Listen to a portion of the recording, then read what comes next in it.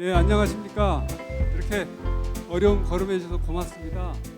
저희 2013년부터 시작해서 올해 네 번째가 되었는데요.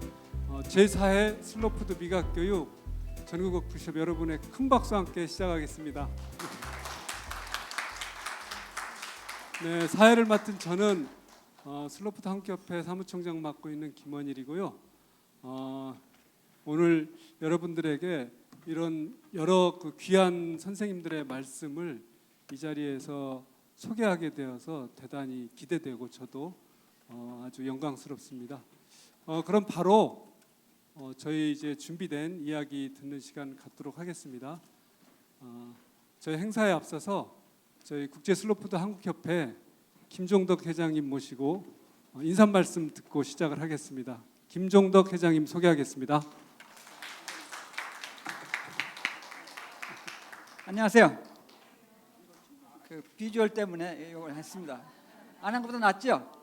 하여튼 뭐 제 옆자리에 앉은 분이 하동에서 오셨어요. 그래서 맞은편에 오신 분은 논산에서 오시고, 그래서 우리 슬로푸드 미각 교육 워크숍에 대한 인기를 좀 알 수 있을 것 같아요. 저희가 네 번째 하고 있는 미각 교육 워크숍인데요. 슬로푸드 미각 교육은 다른 곳에서 하는 미각 교육하고는 질적으로 이제 차이가 난다고 우리가 얘기할 수 있어요. 그래서 우리가 그냥 흔히 보통 얘기할 때 로컬 푸드는 음식인데 슬로푸드는 철학이다. 물론 이제 슬로푸드 자체가 음식이기도 해요. 그리고 이제 운동을 지칭하기도 하고 조직을 얘기하기도 하고 또 철학을 얘기하기도 하는데, 왜냐하면은 슬로푸드가 분명한 어떤 이념과 또 어떤 방법론 이런 걸 가지고 있기 때문에 우리가 이제 슬로푸드 철학이다라고 얘기를 할 수 있고, 미각 교육에 대한 것도 마찬가지예요. 여기 핸드북 보니까 슬로푸드 교육에 대한 얘기도 상당히 많이 소개가 돼 있는데요. 미각도 단순히 그러니까 일반적으로 얘기하는 미각, 뭐 입안에서 혀끝에서 이야기하는 미각이 아니라 땅에서부터 또 농부로부터 또 종자로부터 또는 더 크게는 지구로부터 우리가 느낄 수 있는 또 찾아야 되는 맛에 대한 이야기를 하는 거죠. 그래서 오늘 다루고 있는 주제도 그냥 일반적으로 미각 교육에서 얘기하는 주제를 훨씬 넘어서 다루고 있는 거로 알고 있고, 아마 그런 의미에서 아마 오늘 미각 교육이 상당히 기대가 됩니다. 그래서 지금 전 세계적인 추세는 특히 이제 셰프들이 상당히 이제 주목을 받고 있고, 우리나라도 이제 주목을 받습니다만은 우리나라가 주목받는 맥락하고 외국에서 주목받는 맥락이 좀 다른 것 같아요. 우리나라는 뭐 먹방이나 뭐 이런 것 때문에 주목을 받는데, 슬로푸드에서는 먹방 같은 거를 이제 아시다시피 포르노라고 얘기하고, 정말 제대로 된 셰프는 정말 소비자들과 항상 연대를 하고, 또 특히 생산자와 연대하는, 그러니까 셰프하고 생산자하고 연대하고, 또 경우에 따라서는 셰프가 또 농사짓기도 하는, 그러면서 식재료가 주는 제대로 된 맛을 추구하는 이제 그런 추세로 가고 있거든요. 그래서 이제 그런 것들이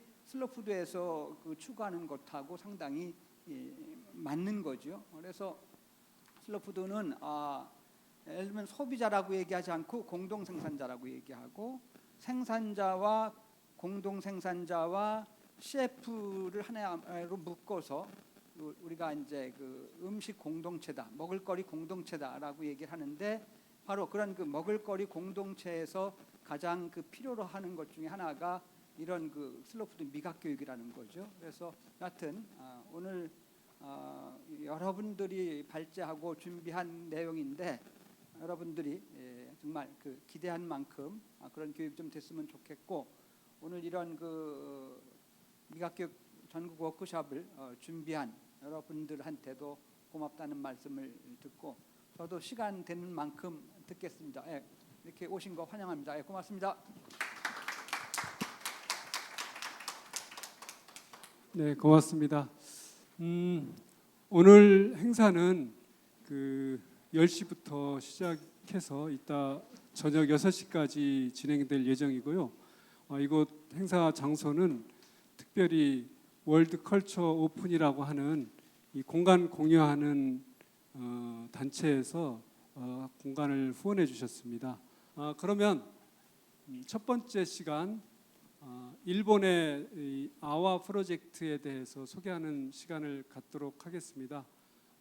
프로젝트 아와 이야기를 해주실 분은 저희 지미교육 포럼 우리 함께 공부하는 사람들의 공부자리에 좌장을 맡고 계신 김현숙 선생님 모시겠습니다. 큰 박수 부탁드리겠습니다.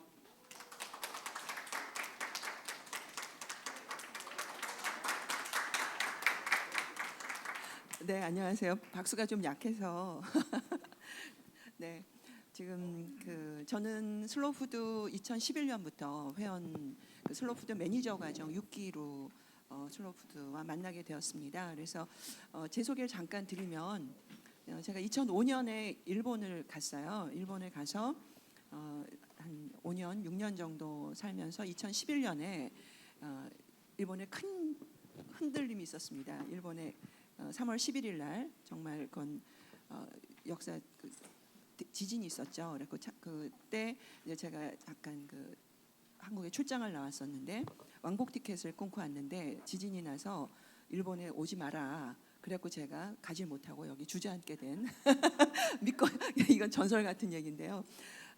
그래서 2005년도에 제가 일본을 가서 참 가까운 나라지만 일본에 이제 제가 2006년도에 일본에서 만나게 된 분이 알랭 듀카스라는 위대한 셰프를 만나게 됐어요. 그래서 사실 그 전에 저는 음식에 대해서 음식을 뭐 좋아하고 그런 거는 일반적으로 알고 있었지만 전문적인 지식이나 이런 건 갖고 있지 않았었습니다. 저는 그 전에 이제 스위스에서 호텔 경영학을 공부를 했었고 일반 이제 기업에서 일을 했었고 2005년도에 일본에 가서 알랭 듀카스라는 그 셰프를 만나면서 제 인생의 큰 전기를 맞게 된 것 같아요.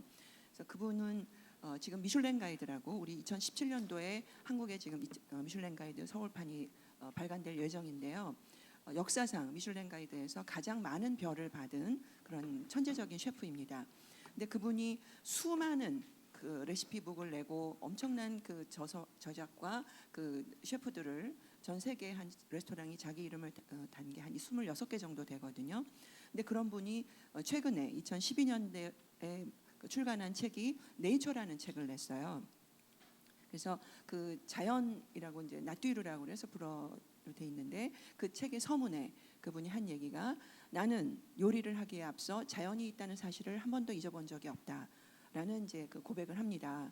그래서 그 책의 내용의 주인공들은 알랭 듀카스 그룹 레스토랑에 좋은 식재료를 제공해 주시는 농부님들 그리고 임업 버섯 채취하시는 분들 그다음에 목장을 기르시는 이런 분들의 살아있는 얘기들과 함께 거기서 나온 재료로 자신의 음식을 굉장히 아주 심플하게 하는 그런 자기 요리 철학, 음식 철학에 대한 책이었어요.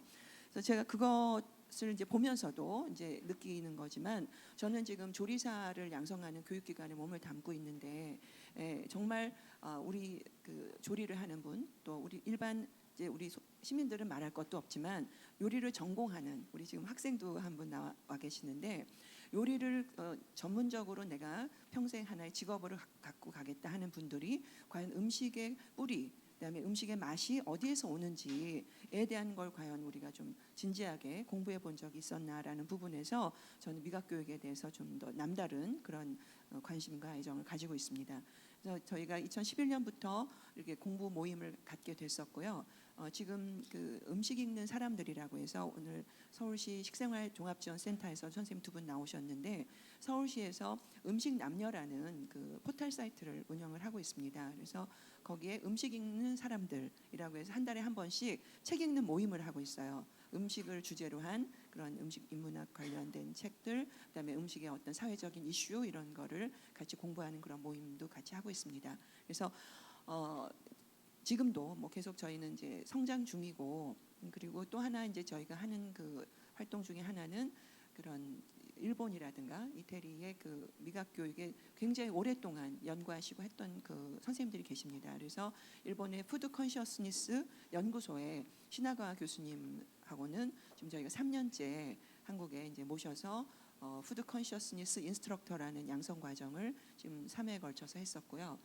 올해 8월 달에는 제주도의 그 우리 슬로푸드 회원님들 20분을 모시고 집중적으로 일주일 동안 했는데요. 정말 감동의 물결이었습니다. 그래서 굉장히 그 유대감도 좋아졌고 또 한 분 한 분이 똑같은 강의, 똑같은 프로그램을 들어도요. 오시는 분들마다 소화해서 다시 이렇게 발표하시는 걸 해보면 정말 그 한 분 한 분이 처해져 있는 입장이나 또 그 주위의 어떤 그 공유하고 싶은 그런 장에 따라서 정말 그 나오는 그 결과물들이 굉장히 다양해서 또 한 번 저희가 그걸 또 배우게 되는 서로 주고 받고 하면서 함께 성장하는 그런 이제 진정한 교육의 의미를 저희가 또 실감하는 그런 기회를 갖고 있습니다. 그래서 또 다음에 그런 기회가 생기면 여러분들도 함께 하셨으면 좋겠고요. 오늘 제가 공유하고 싶은 얘기는 그래서 이제 그 알랭 두카스라든가 우리가 푸드 컨셔스니스에서도 계속 얘기하고 또 슬로우 푸드 미각 교육에서도 가장 핵심은 음식의 그 원천, 음식이란 건 우리에게 무엇이며 내 삶에 있어서 음식은 무엇이고 그 음식은 과연 어떤 의미를 갖고 있는가에 대한 이제 하나의 시사점을 주는 프로젝트예요. 그래서 사실은 9월달에 저희가 이제 이분을 모시고 특강을 들었는데 제가 이분의 그 어떤 인간적인 그 사람도 맛이 있잖아요. 사람도 테이스트풀하다고 하는 그런 표현을 쓰는데 굉장히 맛있는 남자였어요.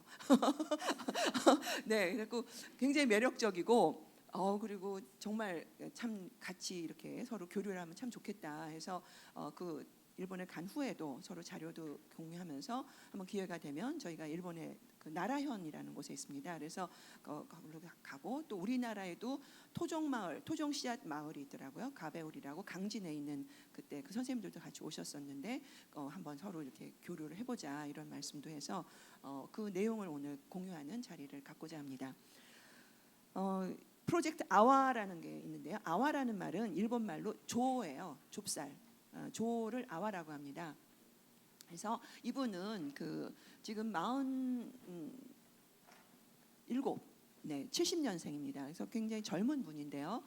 이 사진에서 지금 잘 안 보이실지 모르겠는데 그 오른쪽 그 큰 호박, 늙은 호박을 이렇게 들고 계신 분이에요. 근데 이분이 미우라 마사유키라는 분인데 일본의 미래의 식탁을 바꿀 7사람에 선정되기도 했습니다. 그래서 지금 굉장히 주목받는 분인데 가장 저기 했던 거는 일본의 농가 레스토랑을 제1호로 제일 처음 시작한 분이기도 합니다. 그래서 오늘 그 프로젝트 아와를 소개를 드리면서 여기서는 이제 그 아와가 조를 말씀드렸는데 일본의 전통 채소 또는 그 토종 씨앗, 토종을 가지고 하나의 그 마을에서 전부 다 그 생산하시는 분들도 어느 정도 그 수익을 보장받으실 수 있고 그 생산된 걸 가지고 아와 프로젝트에서 직영하는 레스토랑에서 메뉴를 제공하고 그다음에 이 토종 씨앗을 그 보존하고 가꾸면서 이제 어떤 그 교류를 하는 이 세 개의 활동을 하는 프로젝트에 대해서 오늘 말씀을 드리겠습니다. 이 미우라 씨가 이런 이제 토종에 대해서 관심을 갖게 된 계기가 있었대요. 이분은 사회복지사 출신이시고요. 부인은 그 연상이더라고요. 근데 연상의 여인인데 간호사셨대요. 그래서 그 복지기관에서 두 분이 만나셨는데 미국에 이제 여행을 갔다가 어떤 인디안 마을을 가셨답니다. 근데 인디안 마을에서 이걸 보셨대요. 뭐로 보이세요? 네, 옥수수예요. 근데 옥수수가 이렇게 다양한 빛깔의 다양한 종 옥수수가 있다는 것 그때 굉장히 놀라셨대요. 그러면서 그 옥수수라는 이 하나의 그 먹거리를 가지고 그 인디안 마을이 정체성을 유지하면서 계속 그 마을이 유지되면서 대대로 이런 음식 문화를 지켜가면서 사는 걸 보고 굉장히 이제 그때 충격을 받으셨대요. 그래서 그게 계기가 돼서 일본에 돌아와서 일본에서도 우리의 전통 그 종자를 계속 농사짓는 분들이 계시나 이렇게 갖고 이제 알아보시다가 고향은 아니었는데 나라현 아무 지인도 없는 곳이었는데 나라현이라는 곳에 가셔서 자리를 잡게 되십니다. 이 곳이 정말 아주 좀 뭐한 말로 깡촌이에요. 완전 그 시골이고요. 그 이제 나라현에서도 한참 그 들어가는 곳인데 여러분들이 나라는 어떤 곳이냐? 우리나라에서도 우리나라잖아요. 그 나라현의 나라가 저는 우리나라의 나라를 가져간 거 아닌가? 왜냐하면 여기가 우리나라의 벼농사를 일본에 최초로 그 전했던 그 지역입니다. 그래서 벼 농사를 짓기 시작하면서 이제 쌀 재배가 되니까 그 쌀을 가지고 여기가 또 물이 좋대요. 그래서 삭계가 굉장히 그 오래전부터 그 잘 이렇게 발달되어 온 곳이에요. 그래서 그리고 약간 표고가 한 100m에서 한 300m 정도 표고차도 있고 그래서 약간 산간을 끼고 있어가지고 논농사도 되지만 그 또 산나물, 산채소, 산나물들도 많이 채취하는 그런 곳이라고 합니다. 그래서 이 안에 지금 농가 레스토랑이 있어요. 그 가구는 한 30가구 되는 조그만 촌락이고요. 그곳에서 이제 이분이 자리를 잡게 됩니다. 그래서 처음서부터 식당을 하신 건 아니고요. 네, 바로 들어갔네요. 처음서부터 식당을 하신 건 아니고 처음에 이제 농사를 좀 배워야겠다. 그래서 그 거기서 이제 옛날 토종 종자를 채종하시면서 농사짓는 그 분 밑에 가서 거의 도제식으로 가서 3년 동안 농사를 배우기 시작합니다. 그리고 그 사이에 부인은 이제 음식을 전혀 모르니까 요리를 일본에는 여러분 카이세키 요리라 그래서 일본 온천 가시면 료칸이라고 있잖아요. 그래서 그 카이세키 요리를 하는 기쪼라는 굉장히 유명한 3스타예요. 기쪼라는 아주 유명한 그 음식점이 있는데 거기 가서 2년 동안 수습을 합니다. 그래서 견습을 하면서 이제 요리를 배우게 돼요. 이게 뭘까요? 네. 토마토인데 토마토도 여러분들 토마토가 몇 종류의 토마토를 드셔보셨나요? 오늘 우리 사과 가지고 대화의 식탁에서 문을 열었는데 사실은 사과 요즘 좀 심심하죠. 사과가 너무 크고 신맛도 좀 부족한 것 같기도 하고 너무 모양은 좋은데 모양은 크고 뭐 좋은데 이게 맛이 좀 그래요. 근데 오늘 굉장히 새콤한 맛. 아까 저는 이거 누구 자두랑 뭐 했나 그러는데 굉장히 속을 열었더니 석류 같기도 하고 향도 굉장히 좋고 그래서 이름은 모르지만 굉장히 다양한 우리 사과 맛을 봤어요. 토마토가 한 2,000종이 된답니다. 네. 그래서 전에 그 가로수길에 얼마 전에 잠시 이렇게 좀 이렇게 다리 좀 이렇게 긁어도 되죠? 지금 실시간으로 나가는 너무 긴장되는 거예요. 그래서 이런 거 편집 안 되나? 네. 그래서 그 얼마 전에 가로수길에 일본에서 이제 어떤 집이 그 카페라고 그럴까 그런 게 하나 들어왔는데 셀레브드 토마토라고 그래서 풀 코스를 모든 음식이 다 토마토를 가지고 주제한 그런 음식점이 있었어요. 그래서 거기도 보면 완전히 완숙 토마토 그런 거. 토마토는 원래 우리가 생과를 먹기보다는 음식을 요리해서 가열해서 먹는 거잖아요. 그래서 뭐 디저트부터 뭐 그다음에 그 주스들도 굉장히 많고 또 그 루비 같은 조그만 요런 그 토마토는 이렇게 보석 상자처럼 해서 선물용으로도 이렇게 하고 그래서 이제 그런 그 식당도 있었는데 저는 그때 그걸 보면서 생각했던 게 앞으로는 품종 하나를 가지고 테마 레스토랑이 생길 수 있겠다. 그래서 지금 우리나라에도 메드 포 갈릭이라는 이제 모든 음식에 마늘을 넣어서 하는 그런 게 있듯이 그래서 이제 그런 부분에서 보면 이렇게 하나 우리가 토마토 그러면 토마토는 뭐 하나가 아니라 굉장히 다양한 맛을 가지고 있고 색감도 다양하다라는 것을 알 수 있습니다. 이건 뭘까요? 여주 같이 생겼죠. 네. 이게 오이 종류라고 하더라고요. 그러니까 우리가 여기 뭐 이렇게 털복숭이 같은 거 이런 것도 있고 그래서 이제 이 집의 특징은 뭐냐면 한 120여 종을 지금 재배를 한답니다. 그런데 그게 뭐 예를 들면 토마토, 오이, 뭐 가지 이래서 그렇게 재배를 하는 게 아니라 토마토 안에서도 품종을 굉장히 다양하게 하고 가지 안에서도 뭐 가지도 종류가 굉장히 많거든요. 그래서 이런 다양한 거를 한 120종의 그 농사를 짓고 있고요. 이렇게 그 식재료들을 바로 식테이블에다가 오늘 우리 사과로 대화 식탁 이렇게 했듯이 그 레스토랑 안에 곳곳에 자기 그 농사지었던 농산물들을 이렇게 그 다른 뭐 인테리어보다도 이런 것들을 이렇게 놔서 만져보고 향도 맡아보고 그걸 갖고 얘기를 이렇게 서로 나누면서 음식을 이렇게 대할 수 있도록 그렇게 하신다고 해요. 네, 우리랑 좀 친숙한 것도 있죠. 무슨 무?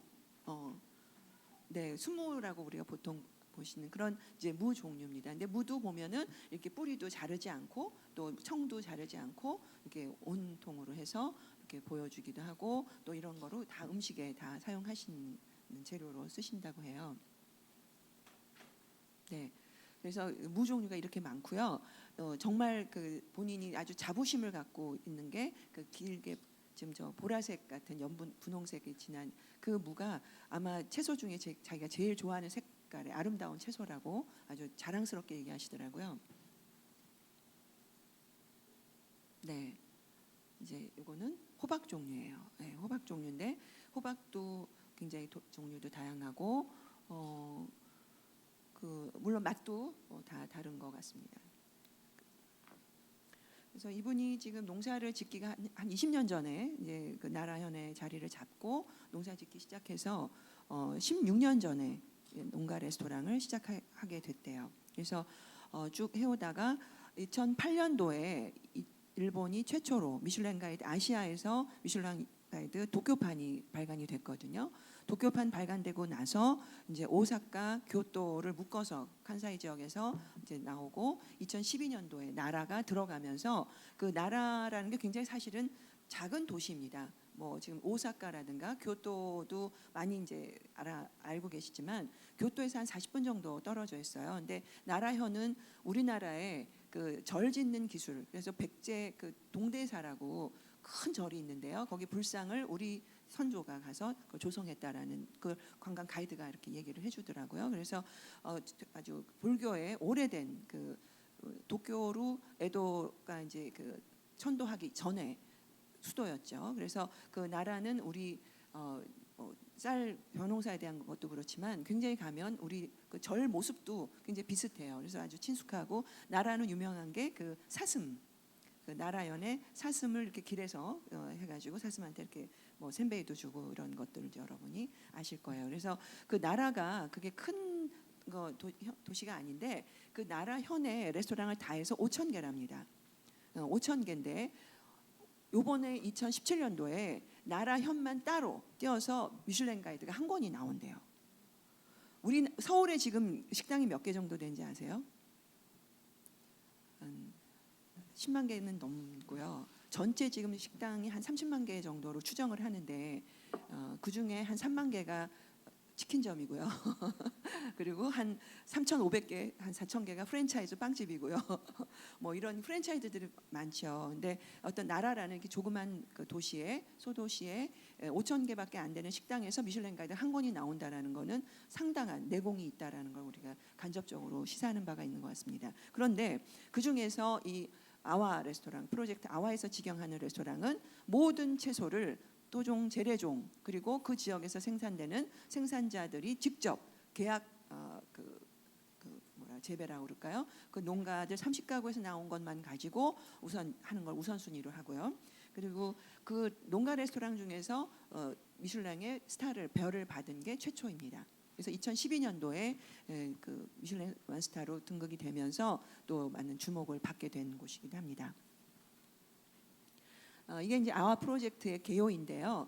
아까 제가 모두에 잠깐 말씀드린 대로 여기는 가장 핵심이 종자예요. 그래서 그 재래종, 그다음에 아까 그 교토에 가면 쿄야사이라고 있거든요. 교토에서 올해 그 교토 가시면 니시키 이치바라고 굉장히 그 아주 재미있는 그 전통 시장이 있습니다. 그래서 교토를 가시면 뭐 교토에 여러 그 관광 지역이 있지만 그 니시키 시장은 꼭 한번 추천을 드리고 싶어요.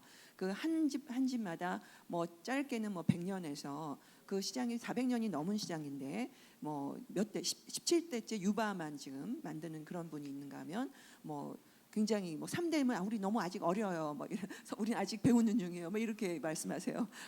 그러신 분들 그런 곳에 이제 그 교야사이라고 오래된 전통 채소들을만 가지고 쯔케모노를 한다거나 또 그런 채소만 파는 그런 집들이 있습니다.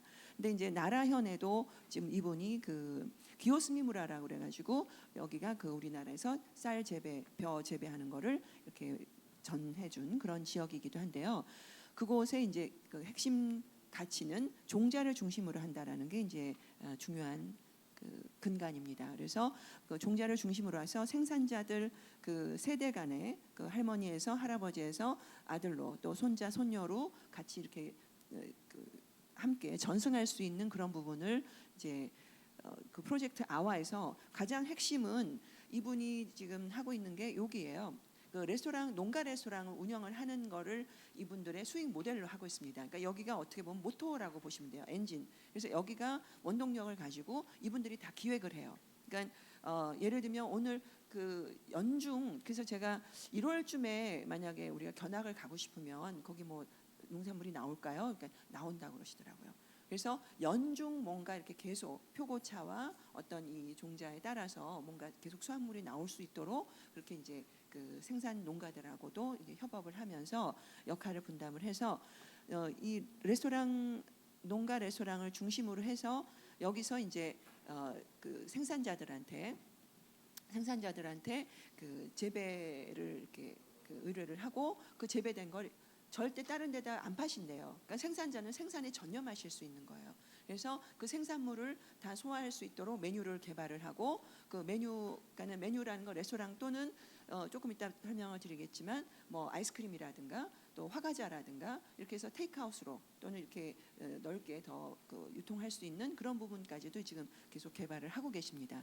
그래서 그런 모든 기획은 이쪽 주식회사 아와에서 그런 기획이라든가 메뉴 개발이라든가 이런 것들을 재래종자를 이용한 그런 거를 이제 기획하는 그리고 실제로 운영해서 수익을 내는 곳이고요. 여기서 나온 수익을 농가에다가 이제 그 적정 그 생산 납품하신 거에 만큼 그걸 이익을 나눠드리는 그렇게 해서 영농협의회가 있습니다.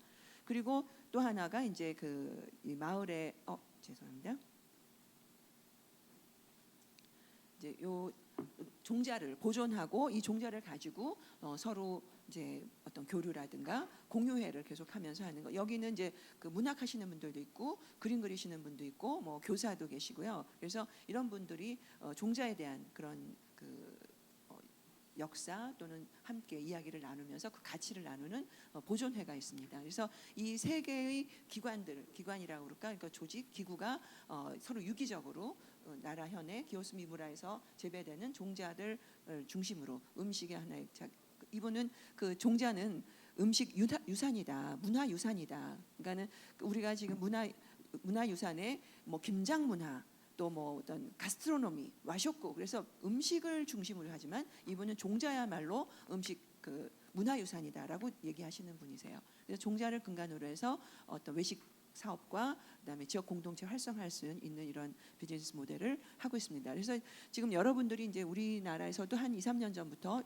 6차 산업에 대한 얘기들이 많이 나오면서 지금 농가 레스토랑 또 농가 밥집, 농가 레스토랑 그리고 이제 어떤 그 가공품에 대한 이런 거 유통하시고 이런 것들을 이제 농가에서 많이 하고 계시는데 저는 그 부분에 대해서 조금 우리가 좀 얘기를 나눠볼 부분이 사실은 있어요. 왜냐하면 농업 그 생산하시는 분들이 가공도 하고 유통도 하시고 뭐 외식 서비스도 하시고 사실은 그게 굉장히 버거운 일이거든요. 물론 그렇게 하실 수 있는 기업화된 곳도 있겠지만 그래서 여기서는 그 부분을 이렇게 제가 이거 자꾸 단추를 여기 레스토랑 운영은 주식회사로 따로 이분은 그냥 자기 텃밭 정도 한 900평 정도 하신데 그게 텃밭이래요.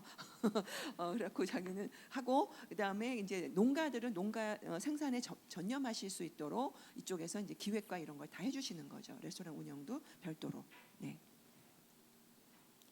그래서 그 아까 완전 그 시골 거기서 이제 했던 그 곳이 여기 이제 산 언덕에 덩그라니 집 한 채 있는 곳이에요. 거기가 농가 레스토랑 1호점이었고요.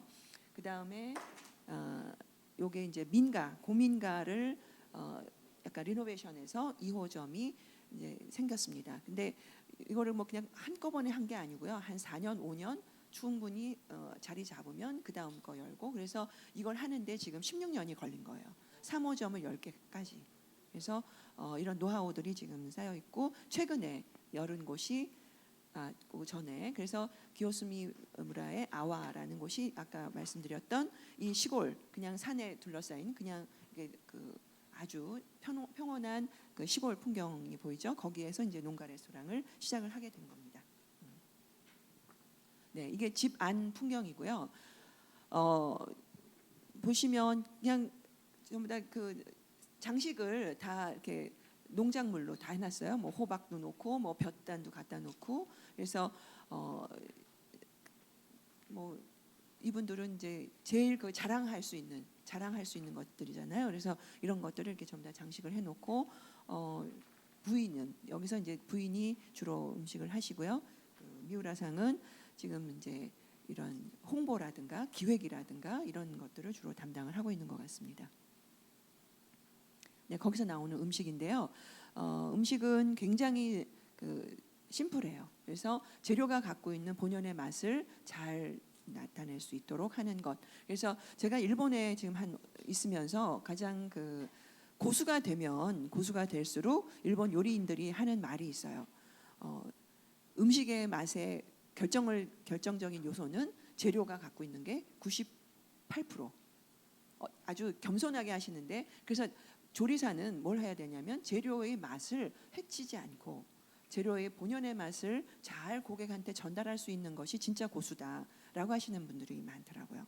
근데 지금 우리가 뭐 한식에 대한 얘기를, 한식의 정체성에 대한 얘기를 할 때 양념치킨이 거기 들어간대요. 그래서 제가 그 부분에 대해서는 한식재단에서 뭐 이렇게 말씀 있으셨다 그래서 조금 좀 고민해봐야 될 부분이 아닌가 이런 생각이 듭니다. 그래서 제가 그걸 뭐 음식에는 사실 정답이 있다고 할 수는 없겠지만, 이제 이 아와 프로젝트를 보면서 정말 음식의 그 근원 뿌리가 뭔가라는 생각을 하게 되면서 이제 그 부분을 좀 말씀을 드리는 거고요. 그래서 여기서 이제 그 벼를 직접 다 생산을 하지만 다 생산량이 안 될 때는 그 나라 현 내에 그 이제 고기 또 소도 아주 그런 좋은 환경에서 잘 키우시는, 건강하게 키우시는 그런 농가한테서 이제 받아서, 뭐 여긴 채소만 나오는 거는 아니고요. 이제 고기 음식도 있습니다. 근데 그건 굉장히 아주 절제된 그런 양을 하고 계시고, 주로 이제 곡물이라든가 채소를 가지고 메뉴를 하고 있습니다.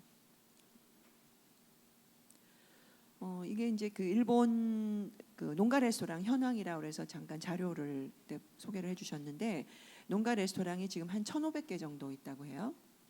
그리고 여기 나라현에서 이제 시작하신 게 16년 전에 하셨으니까 아주 초창기에 하신 거고요. 근데 여기서 이제 이분이 이걸 얘기하신 게 뭐냐면, 본인들은 절대 이렇게 보조금 같은 거 안 받으시려고 한대요. 그게 발목을 잡는 일이다라는 말씀을 하세요. 그래서 어쨌든 작게라도 좀 자립을 할 수 있는 거를 많이 연구했다. 그래서 쉽지는 않지만 그런 부분에 지금도 계속 노력하고 계시고, 이렇게 보조금이나 어떤 정책 지원을 받아서 한 농가 레스토랑들은 오래 못 가더래요. 그래서 이제 그런 그 사례나 경험을 보시면서 한국에서도 이런 부분에 대해서는 조금 일본의 그런 경험을 참조했으면 좋겠다 해서 이걸 공유해 주셨습니다. 그래서 그런 부분도 우리한테 시사하는 바가 있는 것 같고요. 이건 두 번째 열은 곳인데요. 두 번째 열은 곳은 약간 그 도시라고 그럴까, 마을 안에 있는 곳인데, 고민가를 리노베이션해서 약간 이렇게 좀 현대적으로 했는데, 그 안에는 이렇게 카운터가 있고요. 이분이 굉장히 강조하시는 게, 음식은 반드시 음식에 그거를 더 즐거움을 더해주는 게 꼭 술이 함께 했으면 좋겠다. 그래서 굉장히 술을 좋아하시더라고요. 그리고 본인이 음식 레스토랑 안에는 꼭 그 지역에서 나오는 지역산 그런 전통주, 여기 이제 주로 사케나 이런 거를 같이 이렇게 해서 추천을 해주신답니다. 이 음식에는 이런 사케가 잘 어울립니다. 해서 일본에는 기키자켓이라고 해서, 저희가 작년에 미각 워크샵 할 때 맛의 표현에 대한 거 제가 일본의 기키자켓이 사례를 한번 공유해드렸던 적이 있었거든요. 그래서 그 풍미라든가 어떤 맛에 대한 거, 또는 또 먹는 온도, 그다음에 그 잔의 선택, 이런 거에 대한 거를 굉장히 자세하게 아주 체계적으로 이런 교재들이 잘 돼 있어요. 그래서 제가 이제 저는 최종 학력이 막걸리 학교거든요.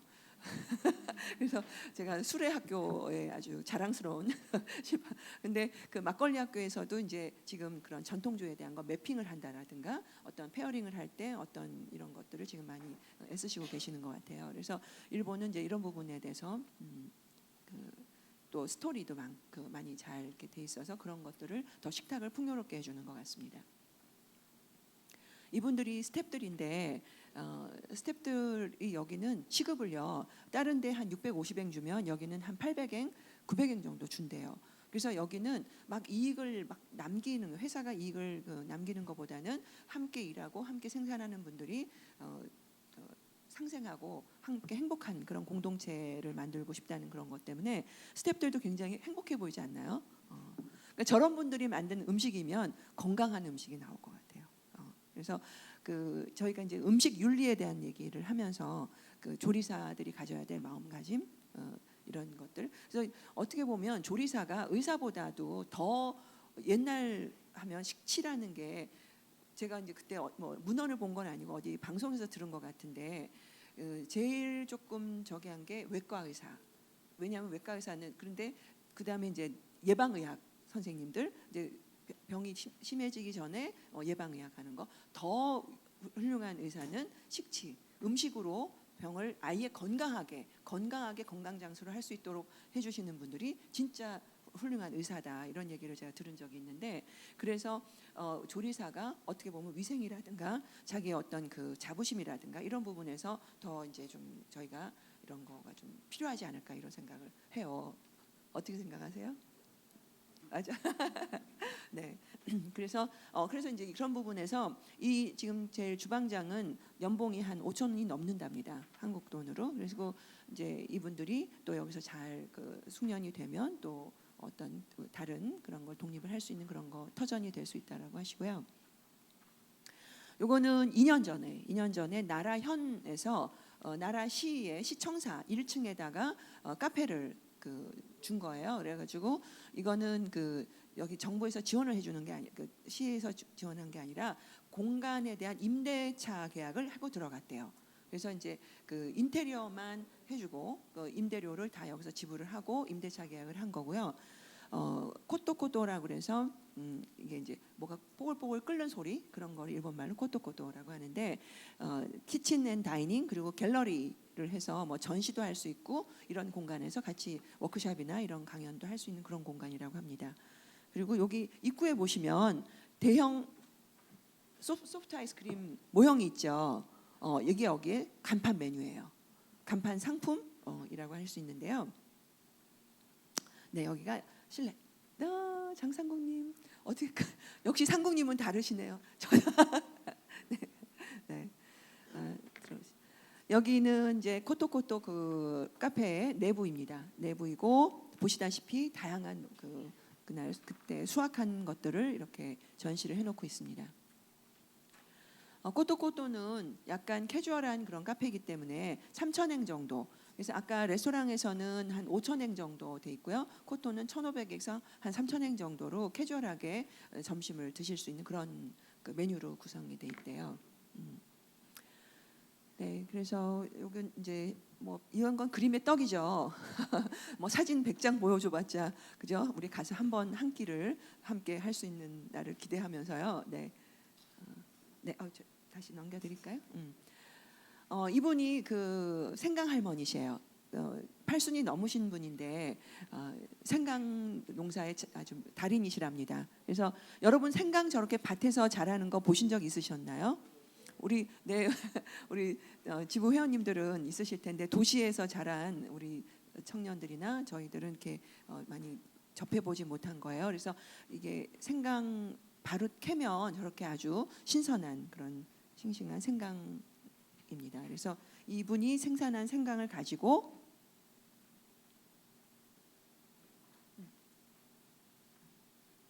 네, 나온 것이 네, 생강 아이스크림이에요. 여러분들 생강이 지금 일본에서는 한 3, 4년 전부터 생강 붐이 있었어요. 그래서 생강으로 만든 레시피, 뭐 생강 캔디부터 시작해서 생강이 굉장히 많이 유행했거든요. 그게 왜 그러냐면 요새는요 남자들도 냉증이 있대요. 그래서 몸 체온이 전부 다 내려가서 그 왜 체온 1도만 올라가면 뭐 면역력이 는다 그러잖아요. 그래서 뭐 암도 뭐 괜찮다고 그럴 정도로, 그래서 그거에 대한 이제 그런 붐이 있다 보니까 생강 그 아이템들이 굉장히 많았거든요. 그래서 뭐 그런 이제 하나 일환이기도 했겠지만, 이거는 이제 그 아와 프로젝트 하시는 그 미우라상이 일본의 긴키 대학이라고 있습니다. 오사카에 있는 이제 긴키 대학이라고 하는데, 이 대학이 지금 작년에 도쿄 대학이나 어떤 대학보다 입시율이 1위였어요. 그리고 취업률 1위. 긴키 대학이 지금 굉장히 인기가 있습니다. 그래갖고 교토에 명문 대학들이 많거든요. 교토대라든가 뭐 그 아주 명문 대학들을 제치고 긴키 대학이 됐는데, 그 이유가 긴키 대학의 가장 인기 있는 과가요 농업과예요. 농업대학이 농업하고 그다음에 그 수산은 뭘 했냐면 30년 전에 70년대부터 이 사람들이 가두리 양식이라는 거를 그 개발한 곳이래요. 그런데 여기서 이제 참치 양식에 성공을 했어요. 그게 30년이 걸렸답니다. 그래서 한 3년 전에 이제 참치가 양식이 안 되는 어종이라고 하는데, 그 참치를 양식에 성공하면서 주목을 받았고, 그 참치를 가지고 레스토랑을 만들고 뭐 그랬거든요, 대학에서. 근데 이제 여기 농업대학하고 같이 제휴를 해서 긴키 대학이 이제 이런 그 농업 그 가공이라든가 이런 거에 대한 그 산학연 그런 제휴를 해서 한 프로젝트가 이제 그 중에 하나로 생강 아이스크림을 해서 굉장히 지금 인기가 많다고 합니다. 그다음에 아까 아와 조를 활용해서요. 조를 가지고 이 조가 굉장히 그 수확할 때 탈곡하고 그럴 때 굉장히 그 손이 많이 가고 가렵대요. 이렇게 털 같은 게 나가지고, 그래 그 굉장히 이게 그 손이 많이 가는 그런 곡물인데, 이걸 가지고 이제 이분이 미우라 씨예요. 이게 원래 드론으로 찍은 거야. 그래서 약간 동영상이 있는데 제가 오늘 PDF로 전환하면서 그게 빠졌는데요. 지금 자기가 직접 그 조 농사를 짓고 있습니다. 한 900평 되는 곳인데 두 사람이 같이 짓고 있대요. 그래서 이 조를 가지고 만든 게 화과자예요. 그래서 화과자로 하지만은 모찌 같은 거예요. 그래서 안에 팥 같은 거 이렇게 소를 넣어서 이렇게 떡이라든가 이제 화과자로 그 조를 활용하는 그런 메뉴를 개발하고 있답니다. 네, 이분들이 그 재래종 종자를 가지고 그 교류회를 하는 그런 보존회 분들이고요. 그래서 그런 거 가지고 뭐 그 시화 같은 것도 하기도 하고, 뭐 그림도 그리기도 하고, 또 무슨 좋은 이런 그 책 같은 것도 같이 공유하고, 뭐 이렇게 그 계속 교류하는 그런 모임이라고 하시네요. 그래서 아주 젊은 분도 있고, 이렇게 서로 또 농사 직접 생산자도 같이 이렇게 참여하는 그런 모임입니다. 이거는 이제 그 아와 프로젝트 하는 그 마을에 아까 농가가 한 30농가 정도 된다고 말씀드렸잖아요. 거기서 이렇게 살아있는 자연 생태계가 살아있다는 걸 보여주시기 위해서 이렇게 아주 제일 작은 쥐래요. 그리고 손바닥에 그쪽이 오른쪽에 쥐도 있고, 이렇게 개구리도. 요거는 저 1호 농가 레스토랑 제1 본점에 이분이 자기 이걸 식재료로 보시는 분, 식재료로 보이시는 분, 자기는 그러면 곤란하다시며 친구라고 하시더라고요. 염소를 그렇게 오랫동안, 얘가 17살, 그러니까 거의 어렸을 때 레스토랑하고 나이가 같아요. 그래서 걔가 지금 가족을 이루었어요. 그래서 페타라고 하는데 그 이제 페타의 가족들입니다. 그래서 이 친구가 거의 여기에 마스코트처럼, 근데 이렇게 굉장히 좀 특유한 냄새가 나잖아요. 그래서 한국 분들이 가셨을 때는 이게 좀 하시는데 굉장히 아주 사랑스럽게 이렇게 막 같이 이렇게 지낸다고 합니다. 그래서 요새 이제 이 그 염소를 키우는 게 또 농가에서 약간 유행처럼 이렇게 번지고 있대요. 왜냐하면 얘가 이렇게 막 밟고 풀도 이렇게 먹어주고 하니까 그런 거 잡초 뭐 이런 것도 되고, 또 얘가 변하고 이렇게 하면 땅도 이렇게 막 이렇게 파헤쳐주고 이런 거라서 또 농가에서 이렇게 염소를 키우는 게 약간의 그런 붐처럼 되고 있다고 하는데, 이분은 아주 오래 전부터 이렇게 하셨대요. 좀 닮았죠. 근데 주인하고도 닮았어요. 주인도 웃는 모습이 완전 아주 이렇게 참 행복해 보이는 그런 모습이었습니다. 그래서 몇 가지 사진 이제 보여드리면서 마치겠습니다. 우리도 지금 울릉도에서 홍감자가 나잖아요. 감자도 품종이 굉장히 뭐 많은데 지금 계속 품종이 없어지고, 그래서 우리 마시 방주 우리 이제 슬로푸드에서 굉장히 생명종 다양성에 대한 그래서 종자 지킴이를 하고 있죠. 그래서 홍감자, 감자. 그래서 이분들은 메뉴를 정해놓고 수확을 하는 게 아니라요, 생산을 하는 게 아니라 생산물들 농가에서 나오는 거를 보고 그 지금 이게 우리가 미각 교육 하듯이 그 식감이라든가 어떤 그 재료가 갖고 있는 특징을 보고 그거를 잘 살리기 위해서 조리를 하는 거라고 말씀하세요. 그래서 그것이 곡물이라든가 채소에 대한 품종을 서로 이제 얘기를 다 시식을 해보고 그걸 잘 그 맛을 드러내게 할 수 있는 조리법을 선택해서 메뉴 개발을 하신다고 합니다. 그리고 가지도 쿄야사이 중에 굉장히 독특한 아주 동그란 가지가 있는데요. 이 가지는 일본 사람들이 가지 튀김을 굉장히 좋아해요. 그래서 가지는 츠케모노도 하고요. 프레시하게 살짝 뭐 장아찌처럼 살짝 절여서 드시기도 하고, 생으로도 사실은 감자는 생으로 먹어도 굉장히 단맛도 있고 풍미가 있죠. 그래서 요건 고추인데요. 고추인데 약간 보랏빛이 나는 고추더라고요. 완전 일건데 검정 보랏빛 나는 그런 고추도 있고. 그래서 제가 그 우리 푸드 컨셔스니스 하는 신하과 교수님이 지금 일본 도쿄에 신주쿠에 학교가 있어요. 근데 신주쿠에 옛날 토종 고추가 있었대요. 그래서 학생들이랑 그 고추를 지금 300그루 정도 고추나무를 해서 교정에다가 지금 쫙 캠퍼스 교정에 고추 심기 그거를 지금 하는 걸 학생들이랑 프로젝트를 한대요. 근데 이 고추가 굉장히 그 우리가 맵다고만 생각하죠. 고추에도 굉장히 단맛이 있고 그런 것들을 이제 그 미각 교육 워크숍을 하시면서 그걸 하시더라고요. 그래서 이제 미각 교육이 그냥 그 액티비티로 끝나는 것이 아니라 결국 식재료에 대한 관심이 가다 보면 그 재배라든가 생산자들과의 교류 이런 부분이 되기 때문에 우리가 궁극적으로는 먹는 이가 결국은 공동 생산자가 될 수밖에 없는 그런 하나의 이 체인이 완성이 되는 것 같습니다. 네, 토란이라고 하죠. 여기도 이제 이모류라고 그러는데 그런 그런 토란이나 이런 것도 굉장히 많고요. 아까 미우라 씨가 가장 자기가 자랑스럽게 생각하는 걸작이라고 하는 그 무입니다. 아주 아름다운 그런 색을 자랑하는 그런 무 종류예요. 네. 콩도 굉장히 종류가 많죠. 그래서 이 콩도 그런 콩 색깔 이런 거 뭐 맛 이런 거 다 살리기 위해서 그런 것도 이제 해서 이제 메뉴를 개발하고 계시고요. 그래서 이분은 가족 채소라고 지금 가족 야채라고 했는데 결국은 이 한 가족이 어떤 품목을 자기가 아주 잘 재배하시는 그런 장점들이 있는 거예요. 그래서 그런 가족 재배, 가족농이죠. 가족농 채소를 가지고 미래를 연결한다라는 책을 내셨어요.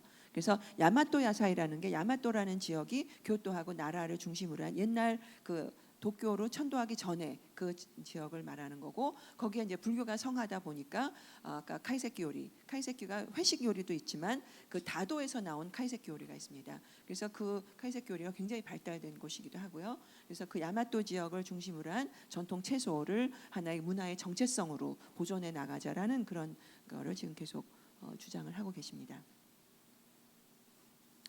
이분들이 그 이제 사부들이세요. 농업에 농사짓는 사부님들. 그래서 뭐 토란 사부님, 오이 사부님, 뭐 대파 사부님, 생강 사부님. 그래서 그 할머니 할아버지들의 그 지혜를 다 이렇게 후대로 계승하는 그런 자랑스러운 자기네 이웃이라고 이렇게 얘기를 해주시더라고요. 근데 실제로 지금 사진 좀 어두워서 그런데 너무 피부도 건강해 보이시고 참 그 행복해 보이시는 건강한 그런 이웃들인 것 같아요. 네. 그래서 이렇게 그 세대에서 세대로 그 씨를 중심으로 해서 음식이라는 부가가치로 이제 시민들하고 교류하고 그다음에 씨를 계속 이렇게 세대 간의 어떤 문화유산으로 이걸 개선해 나가고 있는 그 프로젝트 아와를 제가 미우라 씨를 대신해서, 오늘 미우라 씨가 올 거라고 오신 분도 계시더라고요.